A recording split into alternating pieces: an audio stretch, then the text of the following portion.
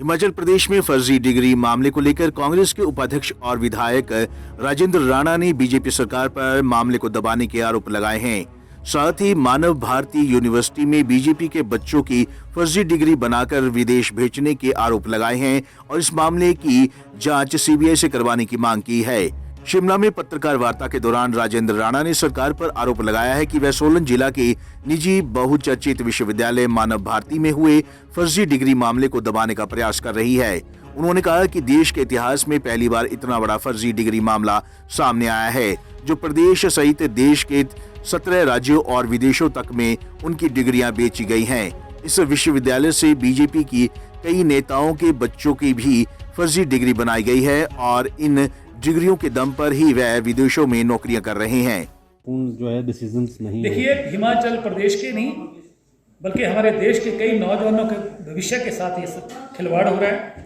ये यूनिवर्सिटी बंद होनी चाहिए तुरंत, और वहाँ जो बच्चे पढ़ रहे हैं किसी दूसरी यूनिवर्सिटी में शिफ्ट होने चाहिए, और ये मामला सीधा सीधा सीबीआई को जाना चाहिए। पुलिस जो है इस मामले को हैंडल करने में असफल रही है। फैसला होने के बाद भी इस व्यक्ति को बेल दी जाती है, इसका मतलब सरकार की डील रही। सरकार ने केस को प्लीट ठीक तरीके से नहीं किया है और सरकार हाई कोर्ट में नहीं गई है, तो इसका मतलब सरकार की मंशा साफ हो जाती है कि सरकार यहां बेईमानी कर रही है, अपने लोगों को बचा रही है। नहीं है, मैं साफ साफ सीधा आरोप लगा रहा हूं कि इसमें मेरी जानकारी के मुताबिक बीजेपी के नेताओं के बच्चे की यहां से डिग्रियां लेके गए हैं और सरकार के ऊपर दबाव है कि इस मामले को दबाया जाए और यही खत्म कर दिया जाए। और यही कारण है कि जो इस सारी यूनिवर्सिटी का जो चला रहा था, सरगना था, वो जब वो हिरासत में लिया गया उसके बाद सरकार ने उस मसले को ठीक तरीके से प्लीड नहीं किया और उसकी जमानत हुई है और आगे हाई कोर्ट में नहीं गई है। कि सीधा सीधा इस बात की ओर इशारा कर रहा है कि भाजपा सरकार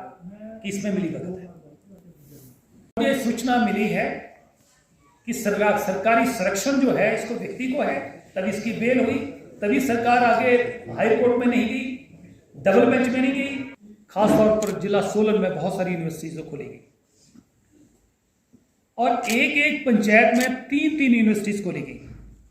और उसी कड़ी में 2008 में मानव भारती यूनिवर्सिटी जो है वो जो सोलन में खोली गई, जबकि प्राइवेट यूनिवर्सिटी एक्ट जब ये बना उस समय ये शर्तें तय हुई कि कोई भी प्राइवेट यूनिवर्सिटी खोली जाएगी उसके लिए 50 बीघा जमीन जरूरी है। और ये जो मानव भारती विश्वविद्यालय जो है इनके पास 30 बीघा जमीन थी, और जब इन्होंने अप्लाई किया यूनिवर्सिटी की मंजूरी के लिए तो उस समय जो है इनका जो LOI है, लेटर ऑफ इंटेंट, वो रिजेक्ट हो गया। दूसरी बार फिर रिजेक्ट हुआ क्योंकि इनकी जमीन पूरी नहीं होती थी। हम ये बार बार ये प्रश्न उठाते रहे हैं, इस मसले को उठाते रहे हैं कि जब इस यूनिवर्सिटी के पास जमीन नहीं थी, शर्तें पूरी कर नहीं रहे थे, और ये जो राजकुमार राणा जो है जिसने ये यूनिवर्सिटी चलाई है, इसकी जो पिछली बैकग्राउंड जो थी वो क्रिमिनल बैकग्राउंड थी, उसके ऊपर उससे पहले भी कई बार FIR दर्ज हो चुकी थी।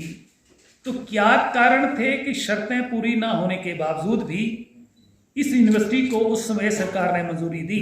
गौरतलब है कि इन दिनों मानव भारती यूनिवर्सिटी में फर्जी डिग्री के मामले ने तूल पकड़ा हुआ है। ऐसे में अब देखना ये होगा कि राजेंद्र राणा के आरोपों का बीजेपी क्या जवाब देती है।